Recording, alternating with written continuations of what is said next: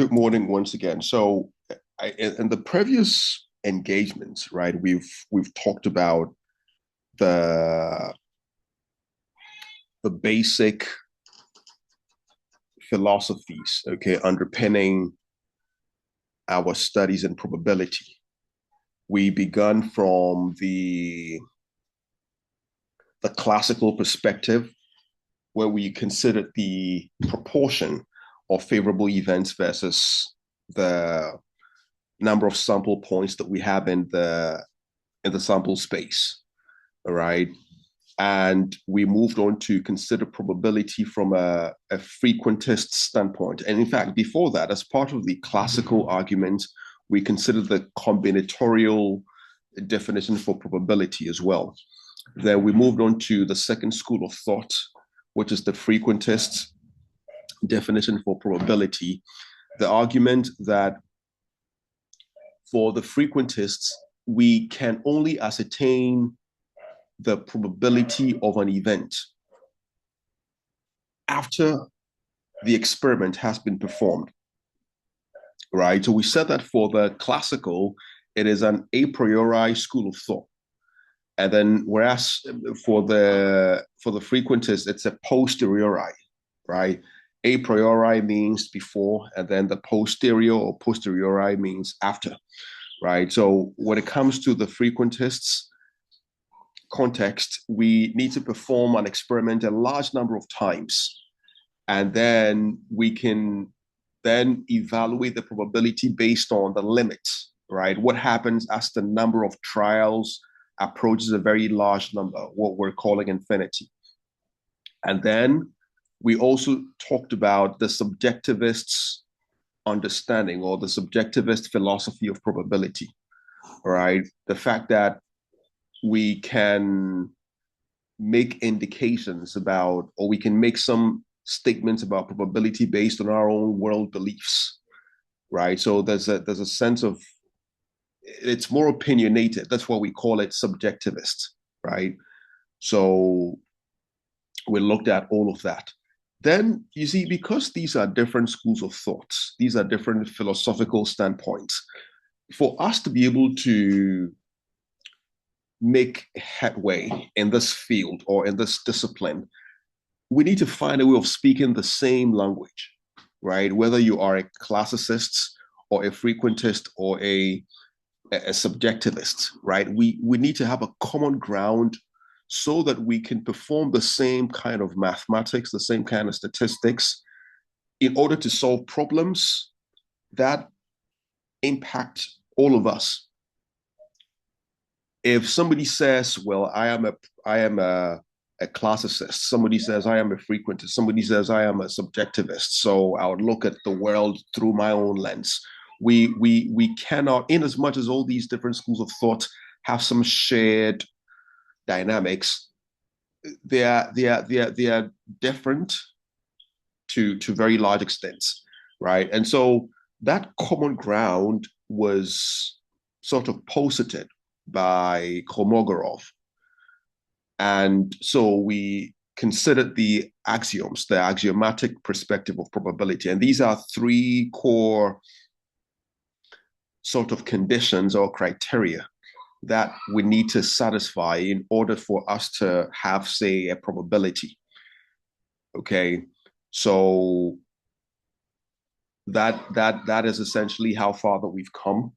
And so once we've looked at these axioms, okay, the issue of not negativity of the probability, the normalization, the fact that, so when you put the two together, it means that every probability has to be a value exceeding or equal to zero.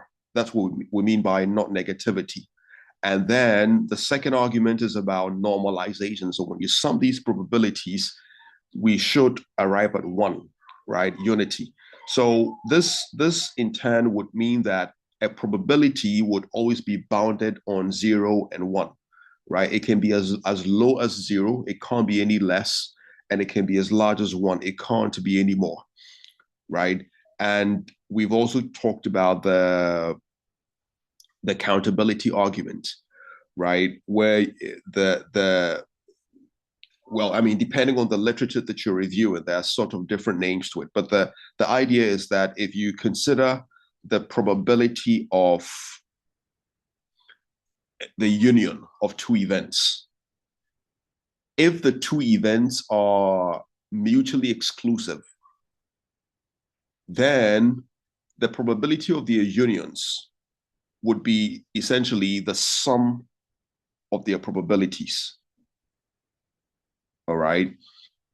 However, if they are not mutually exclusive, it means that if they are not disjoint, that it means that the two events would have some intersection. All right. So in that case, the probability of the union of the two events cannot just be the sum of the individual probabilities. We need to offset that sum by the probability of the intersection, because in this case, the intersection does exist, right? The intersection is not a null set. So that's just a quick recap. We need to consider some principles, what we call laws and theorems, okay, that make probability work. And so from the three axioms, there are other properties of probability that we need to establish. And so the very first one for the day is this theorem.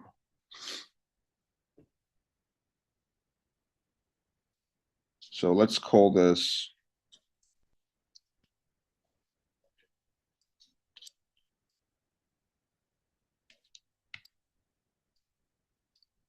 okay, so we can say that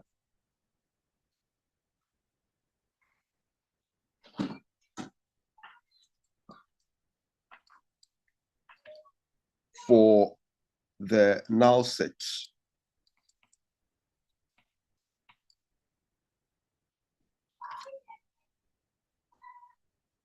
it holds that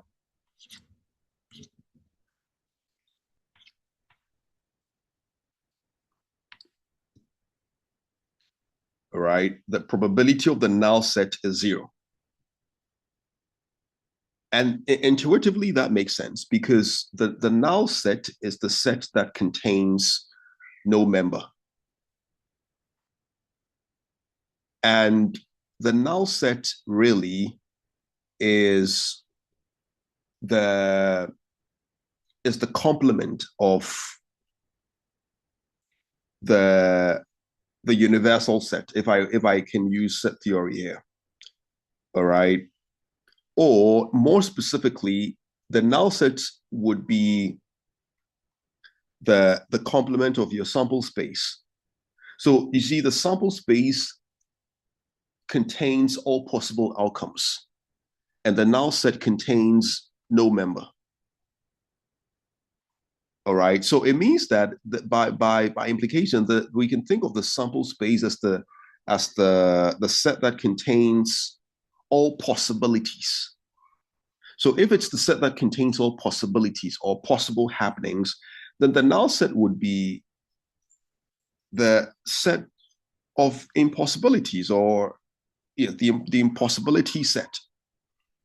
So for example, if we take a die roll, if you roll a die, what's the sample space? 1, 2, 3, 4, 5, 6. So if I define the null set would basically contain nothing. So a good way to think about the null set is that I mean, because it contains nothing, the probability of nothing happening is 0. So in other words, the null set really is like an indication of impossibility. All right. And the probability of an impossibility is 0. That's why it's impossible, right? It's impossible. It is improbable. So its probability value is 0. Think about it. As we will see, another property would be that the probability of the omega, the entire sample space, is 1, and we'll be seeing this shortly. Why? Because it is very possible. In fact, it is certain that we would observe the sample space. So the probability of all that collection is a certainty. So that's why the probability value is 1. But we'll see that shortly. So let's first of all focus on this. And let's establish this result. So the proof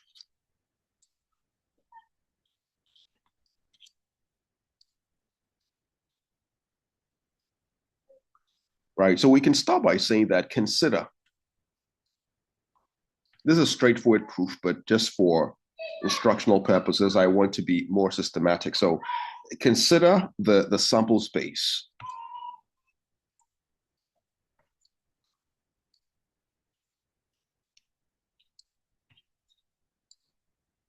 Omega. Then we can say that omega is the same as omega union the null set. And this is coming from the identity law in set theory. I have a set. Every set can be represented as that set union the null set, because the null set contains nothing. So when you take its union with any other set, you get the same set. So this is coming from the identity law. So I'm going to take the probability of both sides. So the probability of the left-hand side, which is omega, is the probability of omega union the null set. Now, from axiom 3, you recall that the third axiom of probability says that it gives us a way to handle this. We can see that the omega and the null set are mutually exclusive, right? They don't have any common set of members. So the sample space intersection omega is really a null set. So that makes them disjoint.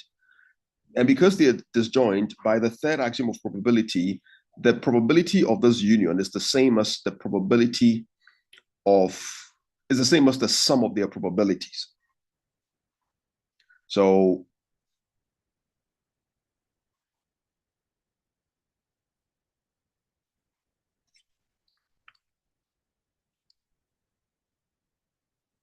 since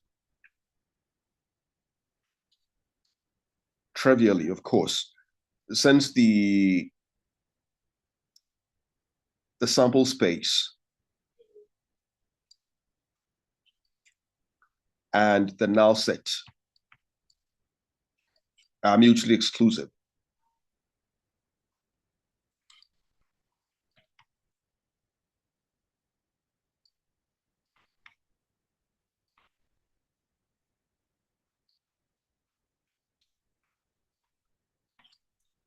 or disjoint, more straightforwardly.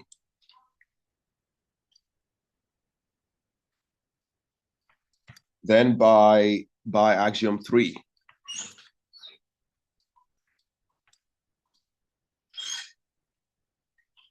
by axiom 3,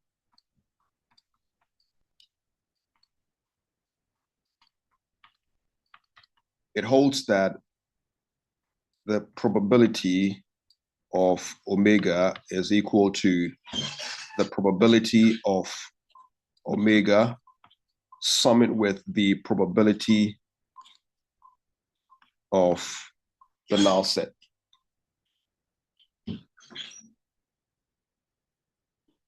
And from here, it's just a matter of making the probability of the null set the subject. Right, so we're just subtracting the probability of omega from both sides. And this simply implies that the probability of the null set is probability of omega less the probability of omega, which is 0.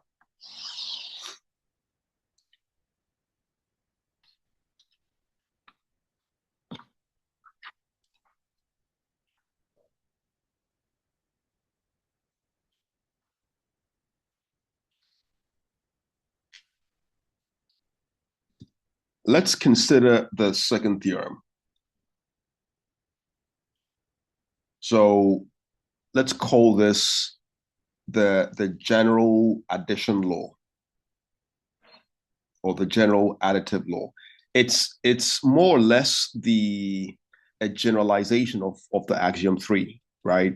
You recall that for axiom 3, the assumption is that the two sets, let's say A and B, are mutually exclusive. So in that case, they don't have any intersection, and therefore its probability becomes 0.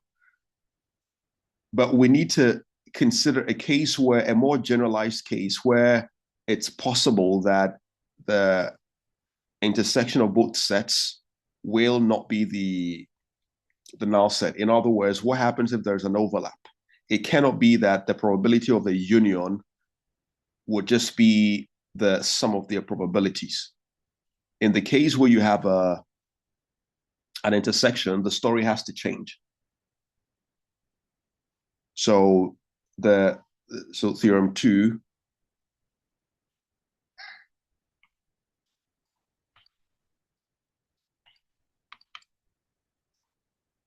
and let's call this, if you like, general addition law or general additive law.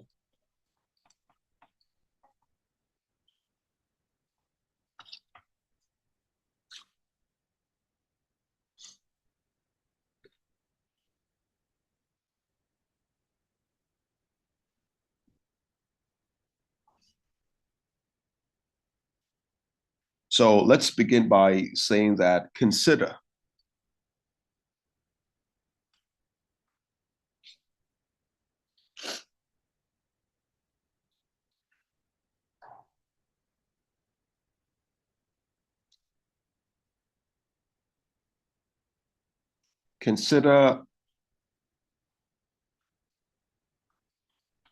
events A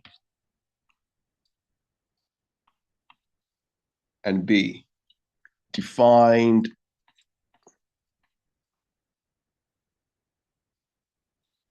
over the sample space, or defined over omega.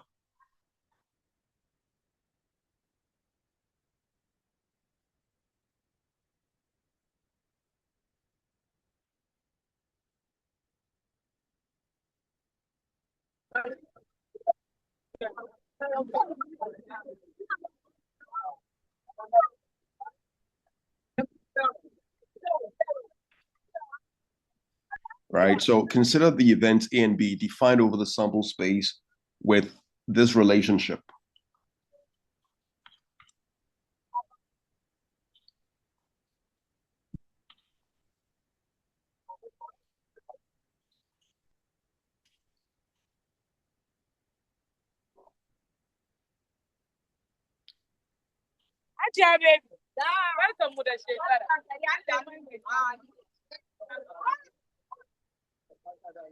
Then we can say that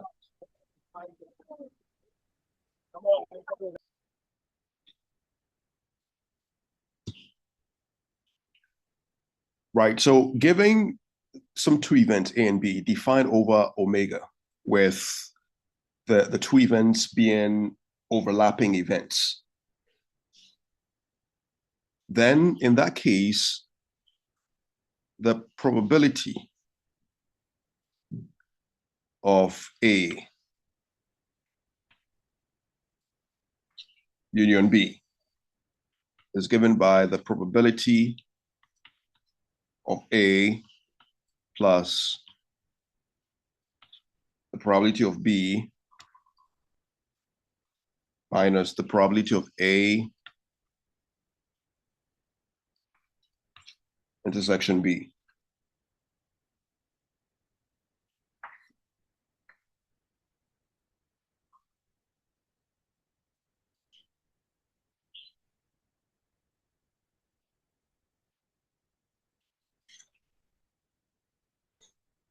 All right. So let's look at how the proof.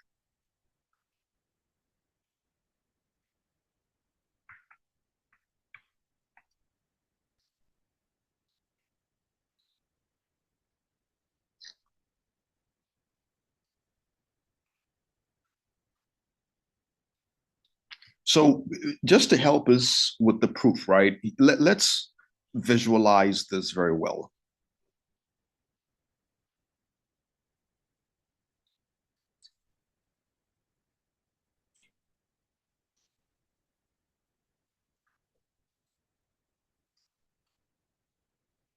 So I have A, and this time around they overlap. So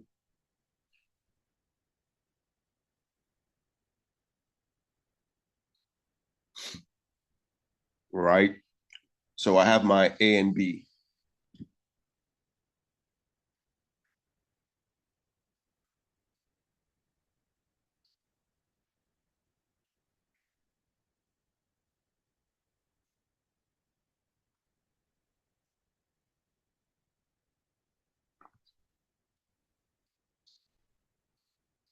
All right. So let's make the following arguments. Observe.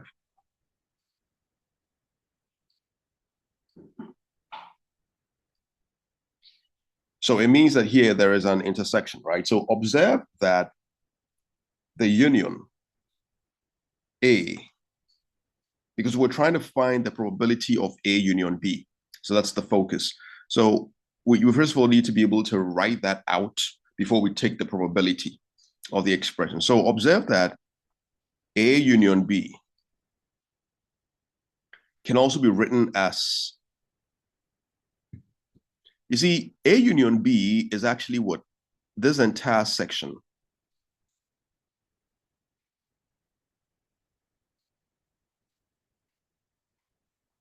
All right, this entire section, that's A union B. Do you realize that I can rewrite it as A without B? I can rewrite it as A without B union B. All right. And when I say A without B, I mean A only. So this is A only. All right. This is A only. So I can rewrite it as A only union B. That would still give me A union B. Okay. So we can say that, observe that A union B is the same as A only. And A only is A without B. So this is how we write it, A without B, union B.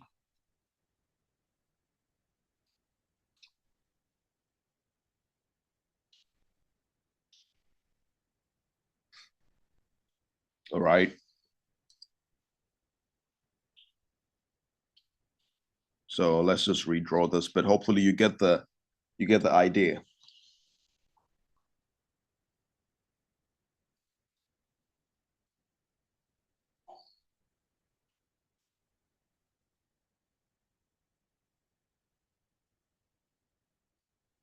So then from here, we can take the probability of A union B.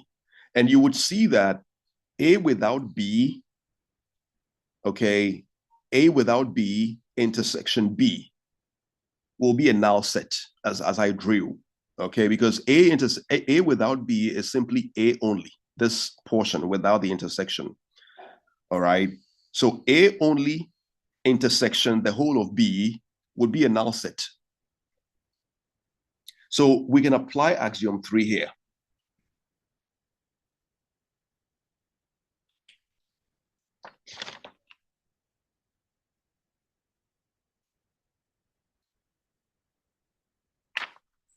All right. So this would mean that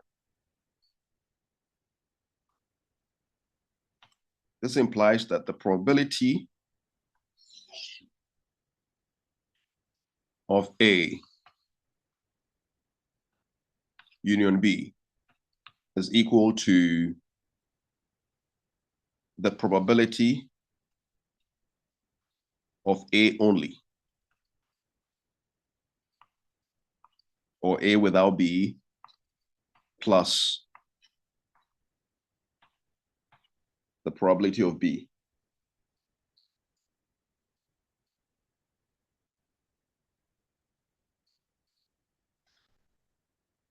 Now, another important observation before I flip is to realize that A, okay, and when I say A, I mean the whole of A, not just A only. So the whole of A, meaning one full circle, can also be decomposed as, right? If I want just this left circle, A, it can be rewritten as A without B. Okay. So think about it this way. A only, I mean, the whole of A is given by this. Okay, this is the whole of A. This whole of A can be written in another way as A without B, just the side, without the intersection. So A without B union A intersection B. Because think about it, A intersection B is just the side. A intersection B is just the middle portion. And A without B is just the side. So then A without B union A intersection B would give you the whole of A. So we can also make use of that argument.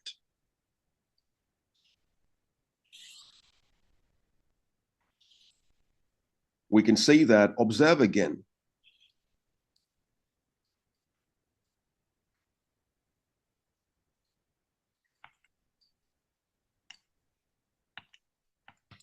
that A is equal to A without B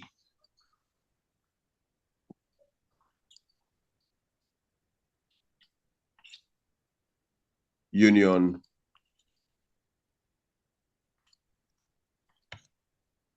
A intersection B. All right.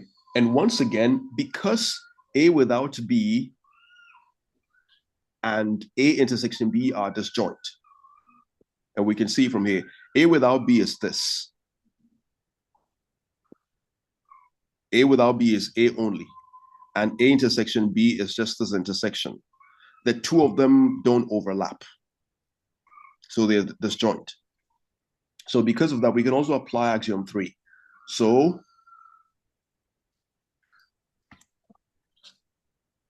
the probability of A is the probability of A without B plus the probability of A intersection B.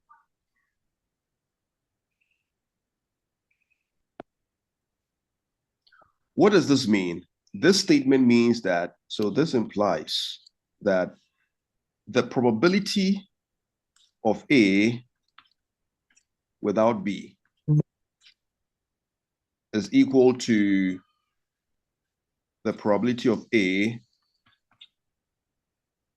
minus the probability of A intersection B.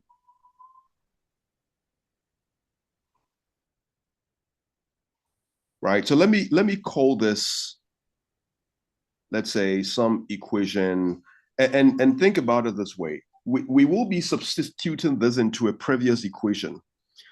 We at some point had an expression. Yes. So yes, we had it here. So let's call this equation 1. This very equation. So, and then now let me call this equation 2.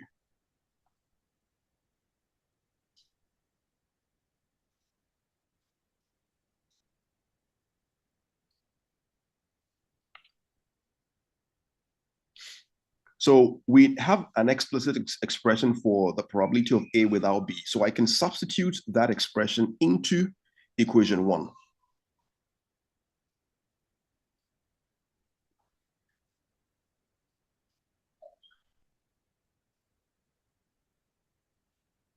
So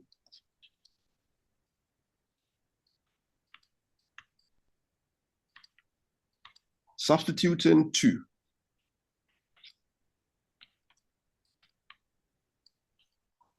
into 1 yields the following. So let's take a look at the expression again. So this is probability of A union B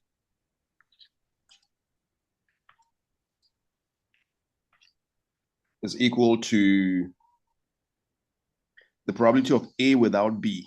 So I can just pick this equation 2 expression. So this is probability of A minus probability of A intersection B plus the probability of B.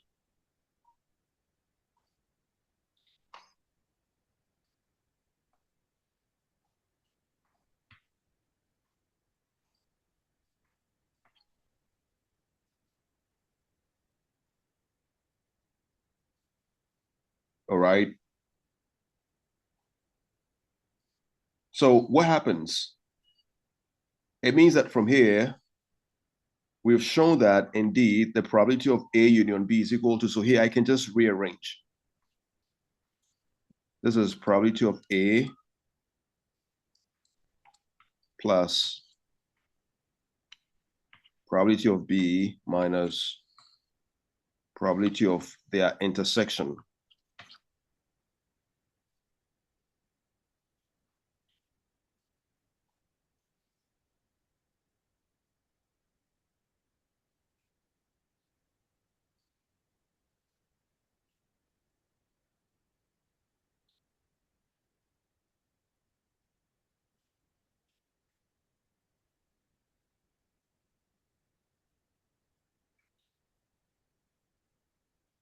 All right. And this is so this is what we call the general additive law. Axiom 3 was only focusing on the case where A and B are mutually exclusive. So when A and B are mutually exclusive, the A intersection B will be a null set, and this expression will be 0. All right.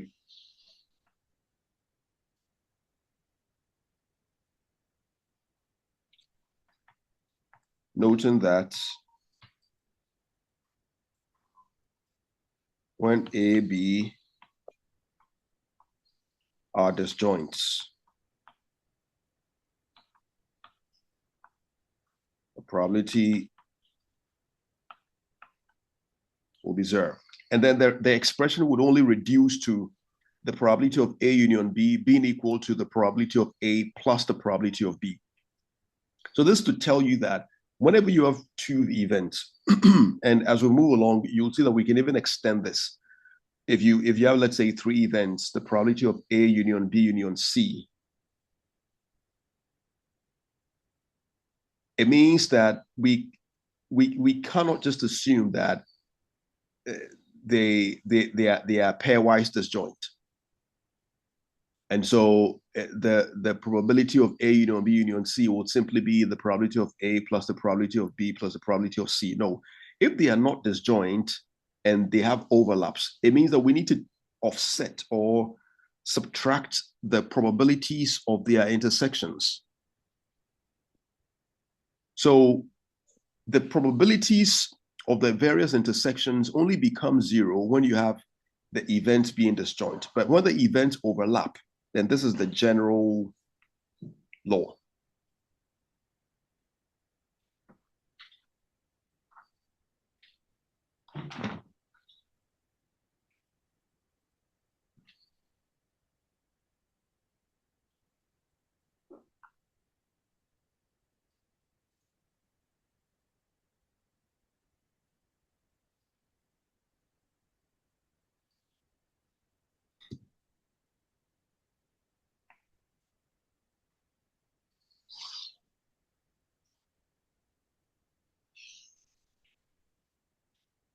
So now, I mean, we can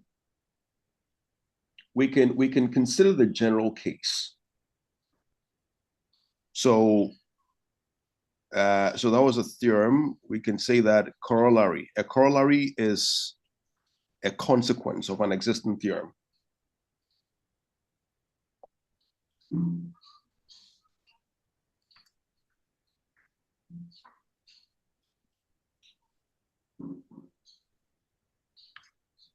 In fact, in some literature, it can even be a theorem on its own. So for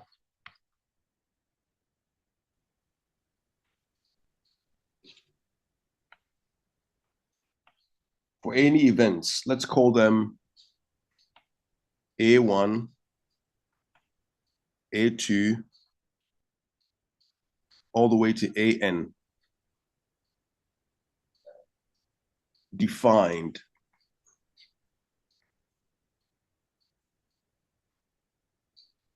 over the same sample space.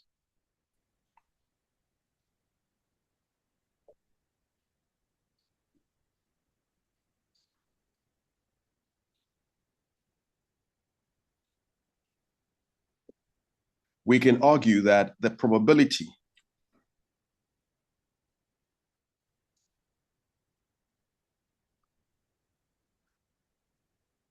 okay, so let me just do a quick backtrack here. So I'll be giving you the general form, but let's look at the case where you have three events. All right. So before we look at the nth case, because the nth case is very dense. So for any events,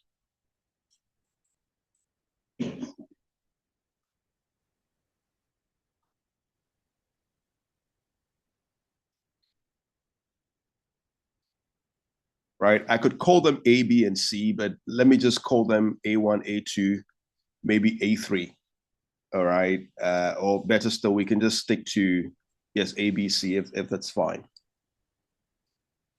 So for any three events,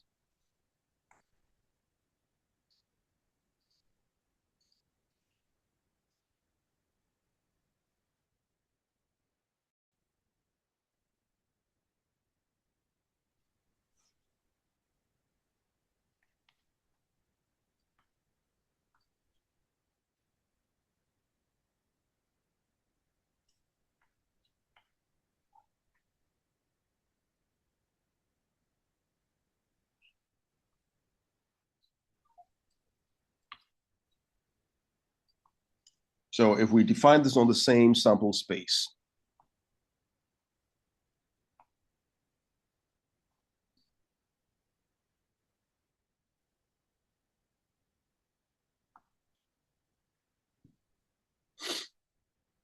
all right, then the probability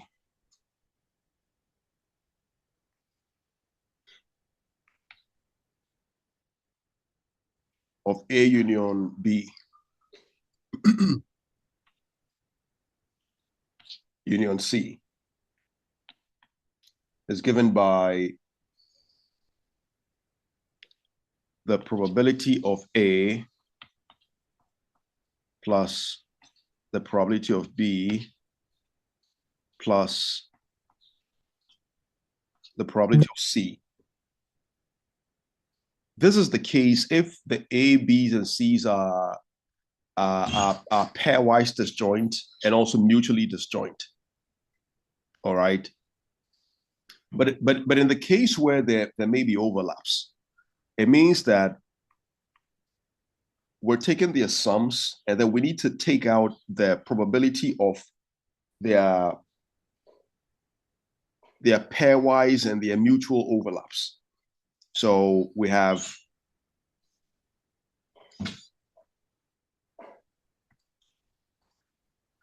minus the probability of A intersection B minus the probability of A intersection C less the probability of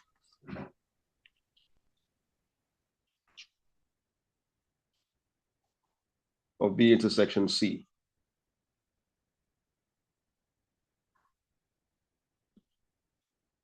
Plus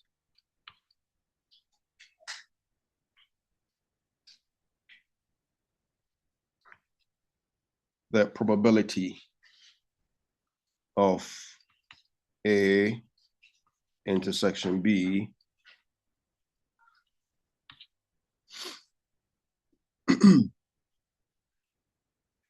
intersection C.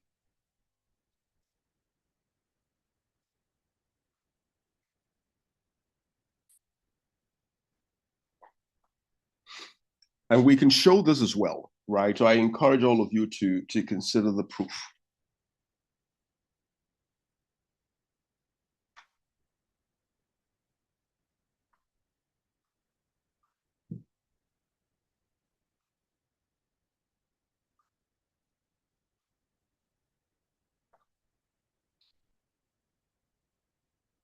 So now let's look at a more general case.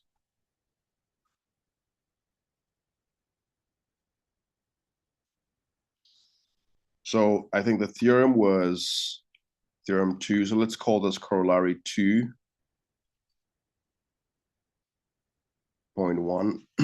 And then now let's look at corollary 2.2.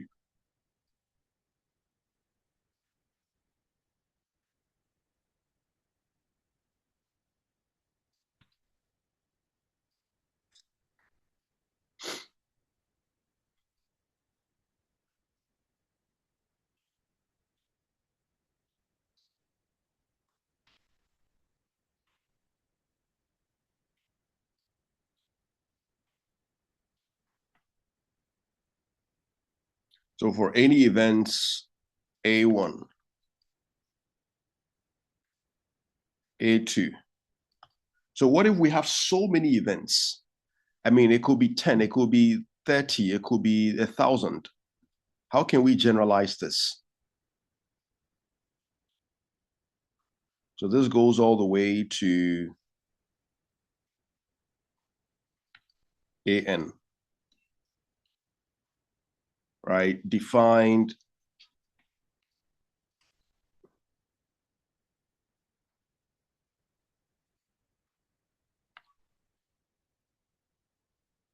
over the same sample space.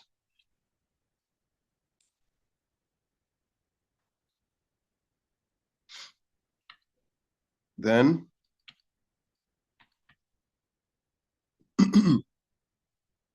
then we can say that the probability,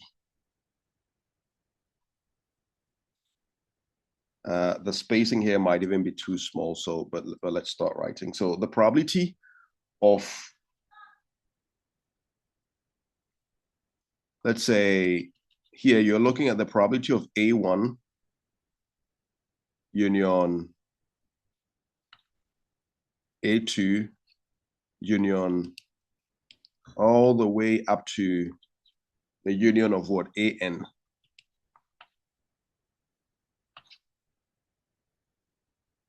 Okay, that's what we're trying to find. So can be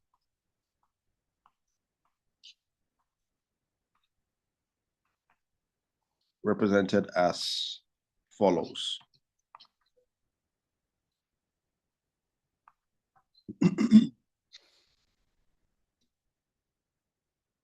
So if you look at the format, normally you would always add the probability of the individual events, or you would add the individual event probabilities first, and then you subtract their pairwise, the probability of their intersections. All right.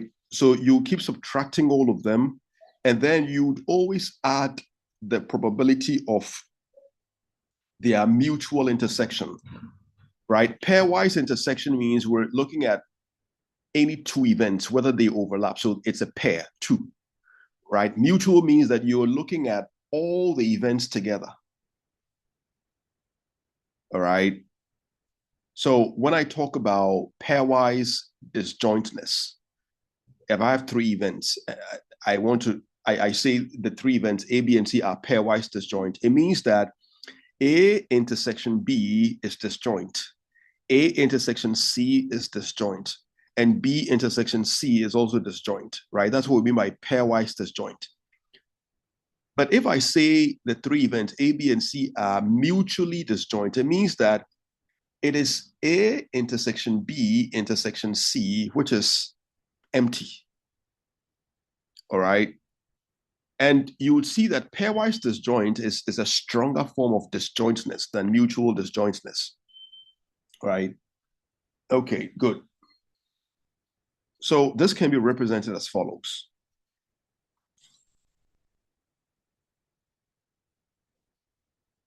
So we have the probability of, so I can rewrite this expression, okay, as a big union of AIs, where the I move from 1 to n. So I is from 1, all right? So it's just a rewritten form. So normally what happens is we would take all the sums of the individual probabilities. So I need to be taking what this is equal to the probability of A1 plus probability of A2 all the way to plus probability of AN. And I can write all of that as follows.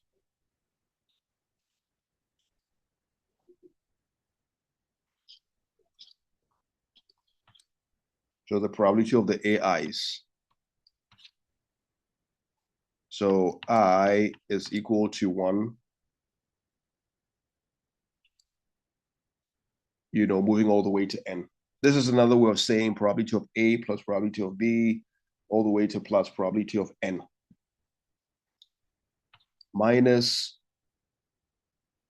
I will be taking the probabilities of their pairs. So if I have some probability of AI intersection AJ, all right, and I'll be summing this across the board. So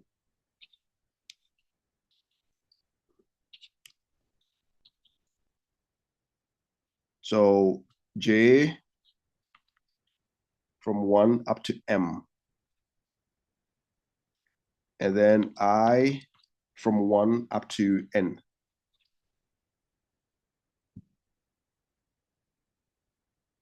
Okay, so this expression can move on. Plus,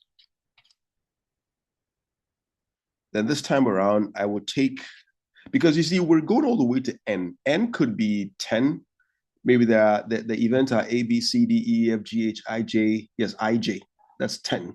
It could also be 30. It could be so much. So we need to sequence it very well. So the probability. So now moving from the the two pairs, or the twos to the triplets.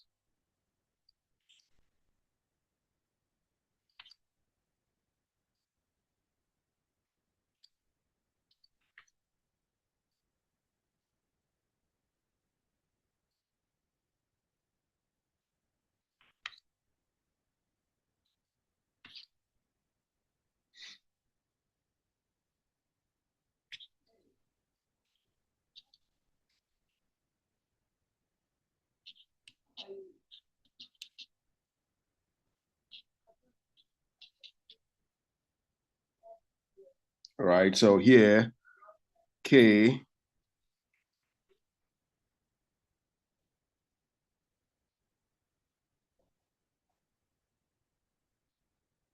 J is moving from 1 to M. And then, of course, our I is moving from 1 up to N. All right. So we subtract, and then this goes all the way. Then we can say that plus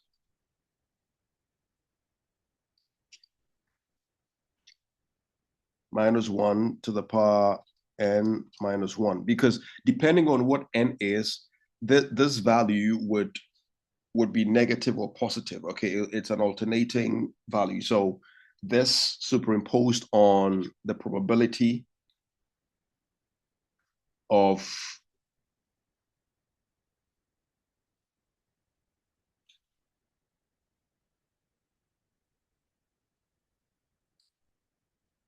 all right. So this is also going to be, normally we add the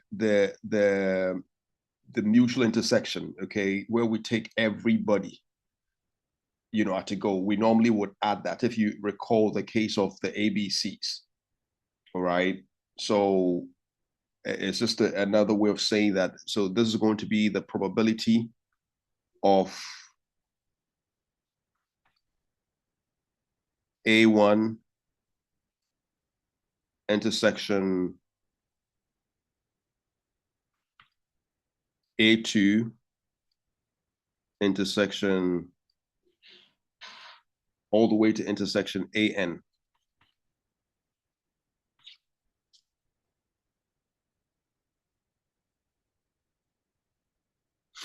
All right. And I could have actually written this as the probability. I could write this also as the probability of,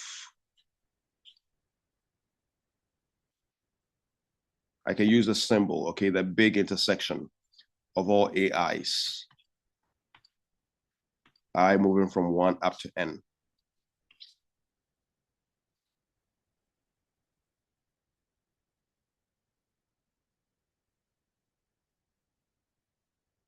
All right.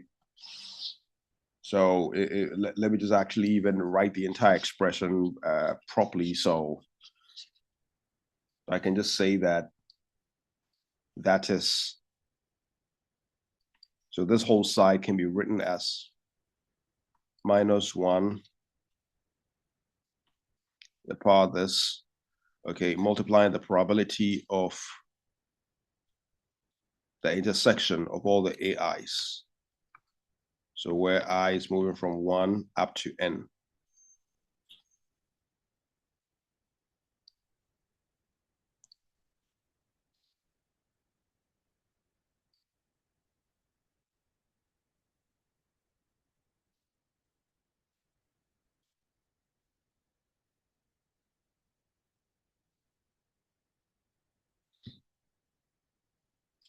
So that's it. And we can also establish this result. So let's consider a few more properties, right? A few more theorems, and that should be fine. So what we just looked at was the general additive law.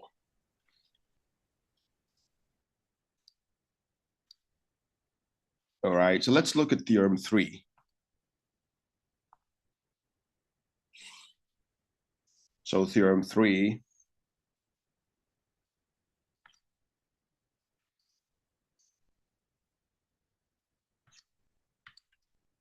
this is what we call the special, this is the general addition law. Theorem 3 is a special addition law.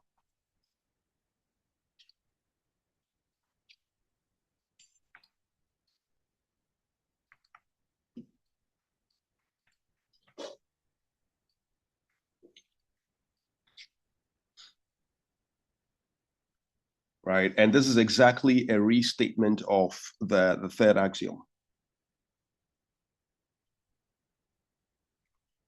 So for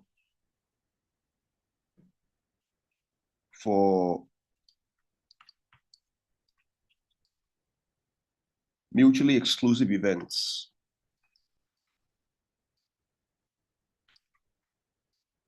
for mutually exclusive events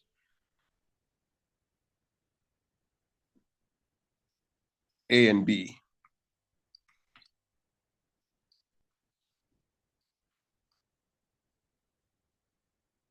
right?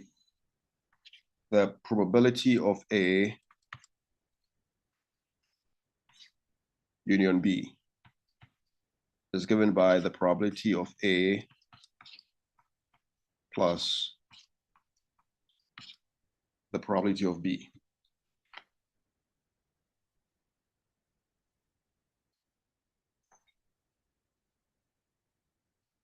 Okay, and of course, because they are mutually exclusive, I mean, at this point, we can reason that the probability of the intersection is 0. That's how come that part is not showing. Okay, and we can also consider a corollary. So a consequence of this theorem is that, so we can generalize this too.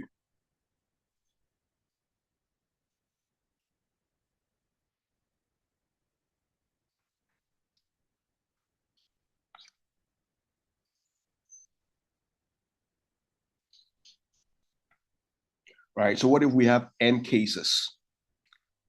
Right, so for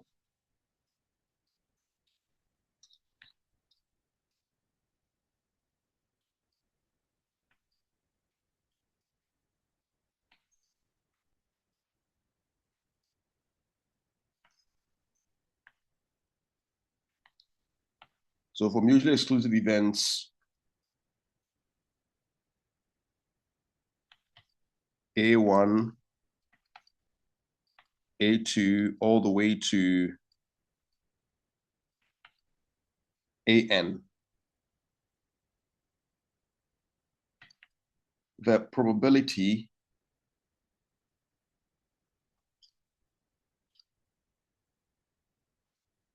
of A1 union A2 union all the way to union of AN is going to be the probability of A1 plus probability of A2 plus all the way to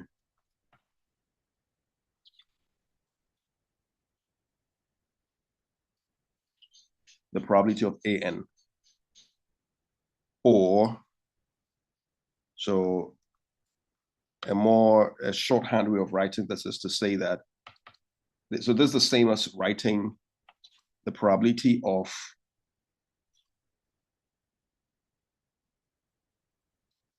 okay, all the AI unions. So I moving from 1 up to N is equal to the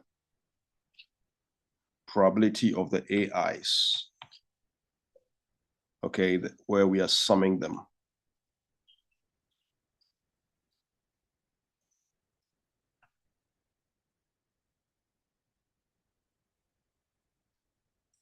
So these two expressions are necessarily, I mean, they're the same, right? The interpretations are same.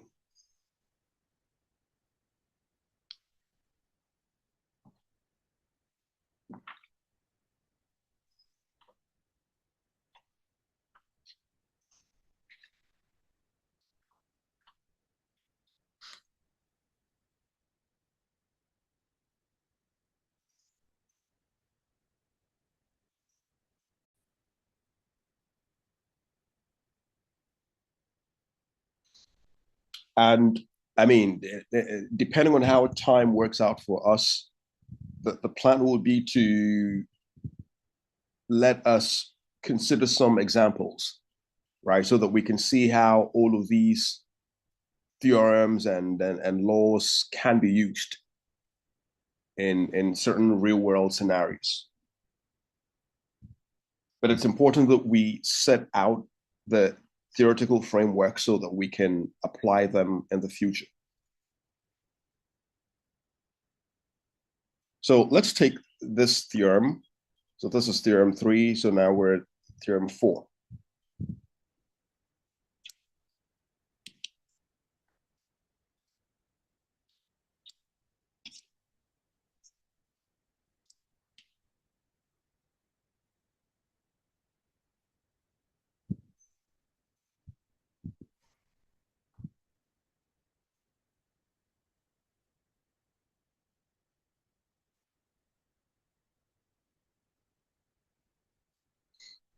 Right. So this theorem is saying that if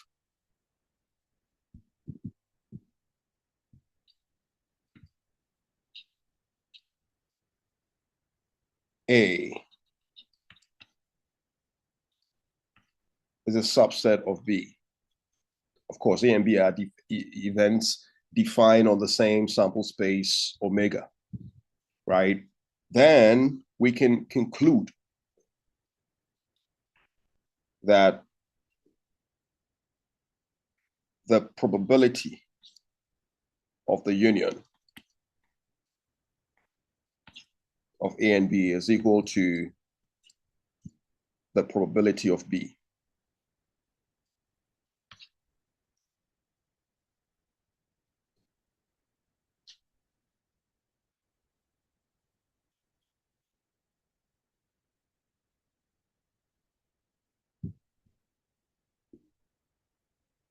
And we can always visualize this.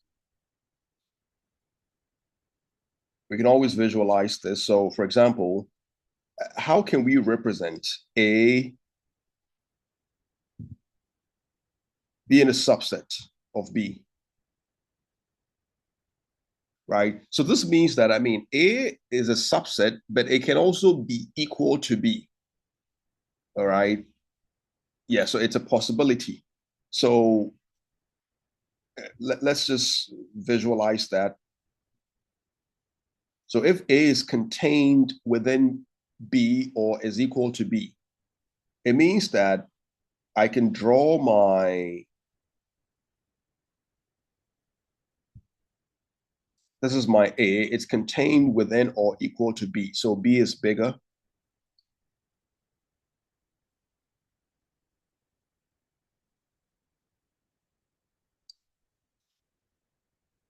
Right? If you want to put it in the a box, that's fine too. Right. So it means that B is outside, and then what A is, this is A.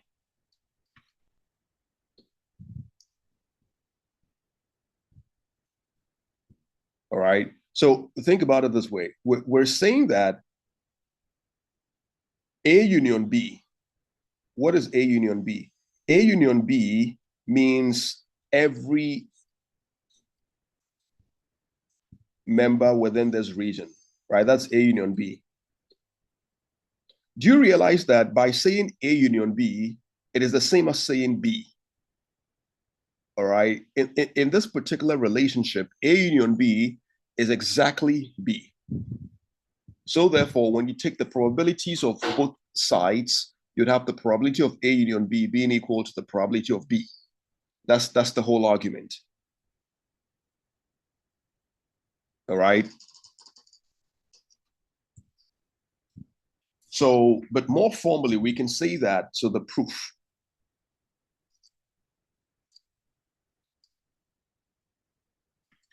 And that's why I've encouraged you, recently to go back and take a look at set theory, right? Because as basic as it is, it's very important. It's basically it's the bedrock of probability. Sometimes when you have a problem, your ability to visualize the problem could be halfway solving the problem. And so I would want to urge all of you again to prioritize that, going back into your set theory days and refreshing your memories as to what the various concepts are. So, given this, we can say that if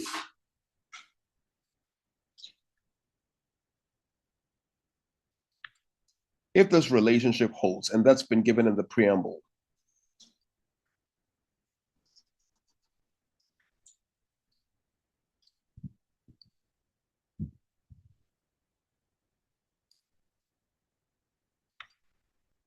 then it means that, okay, whenever you have this relationship, it would mean that A intersection B would be A at the very least. Because here, A is the smaller set, or let me say the potentially smaller set, because we don't know, A could also be equal to B. But if we take the smaller dimension, right, A is contained within or equal to. If we take the containment part, then it means that if any set is contained within another set, then the intersection of the smaller set and the bigger set would always be the smaller set, all right, by definition.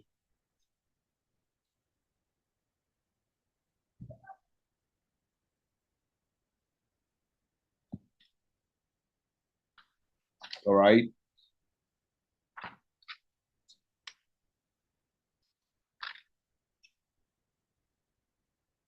So based on that, right, we can apply the general law of addition, because that gives us the probability of the union in the case where we have overlaps.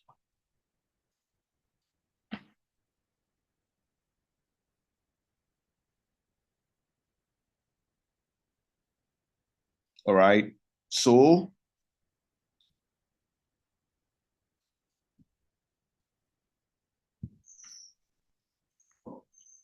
by theorem, I want the general law.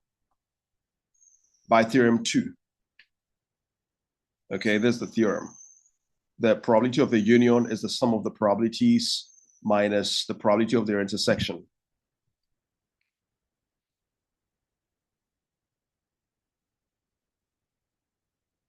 So by theorem 2,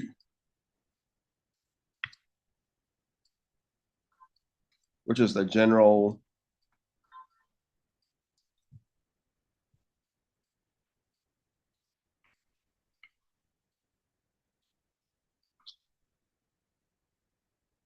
addition law, right?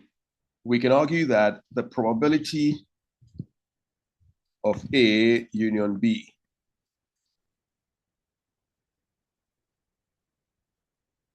all right, is obviously we're recalling. So the probability of A union B is this. Probability of A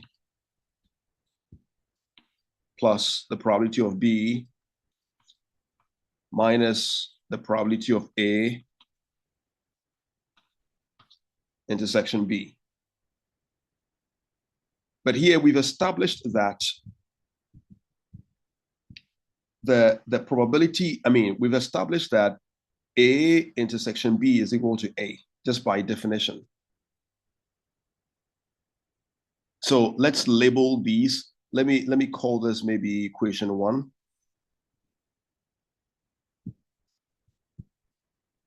For purposes of identification.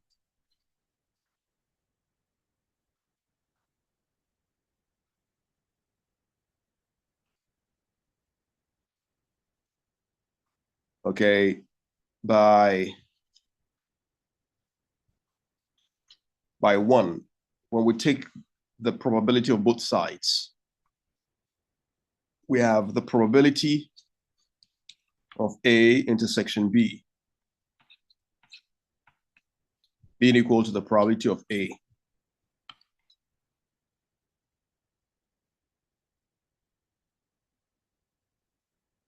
So let me call this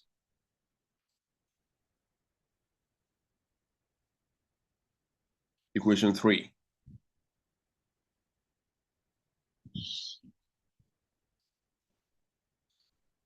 So if we substitute equation 3 into 2,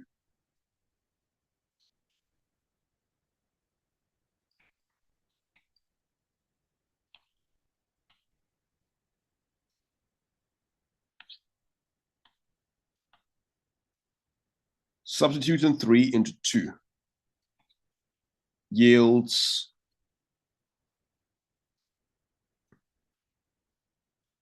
the probability of A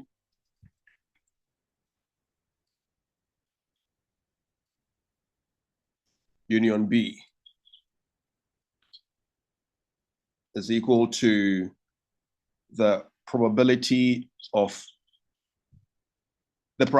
A. I mean, so at this point, we can choose one of them, all right? The probability of A and intersection B is equal to probability of A. Or we can also say the probability of A is equal to the probability of A intersection B. Whichever way we choose, it would still, reduce this expression. So if we go for letting probability of A intersection B being equal to A, then it means that I can write probability of A plus probability of B minus, this is what, the probability of A. And this is exactly the probability of A, and A cancels out, and we have the probability of B.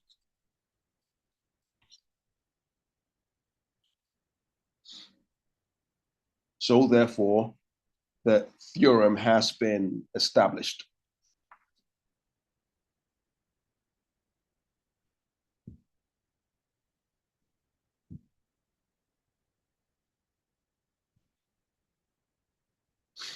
We can take a look at theorem 5, what we call the law, or the theorem of complementation. And we know what complements are. If I say, for example, I have an event C,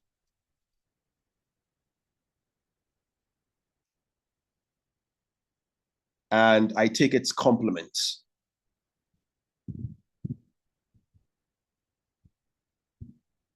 this simply means all members of the universal set that are not in C. In our probability case, it means that all members of the sample space that are not in C.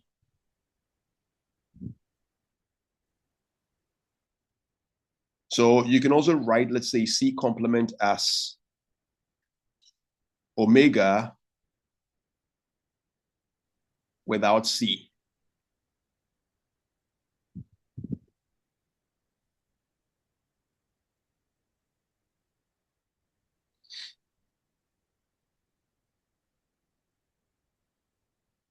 Let's take the formal theorem.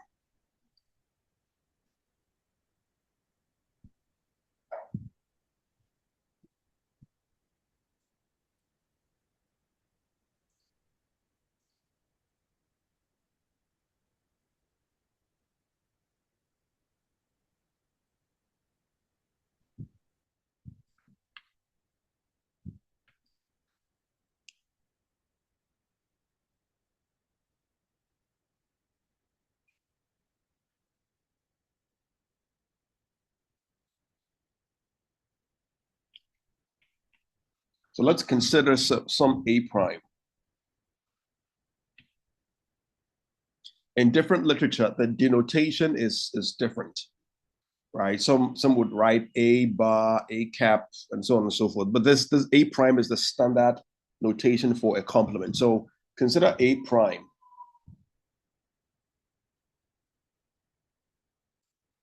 being the complements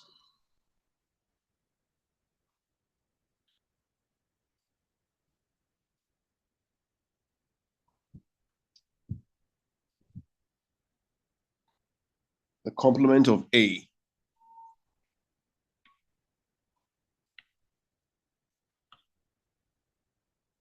All right.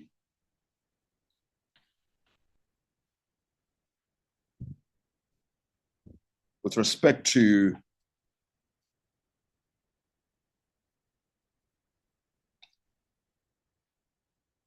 the same sample space.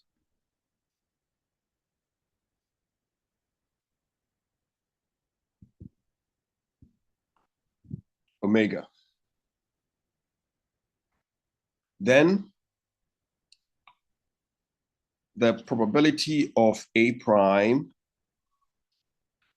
is equal to 1 minus the probability of A.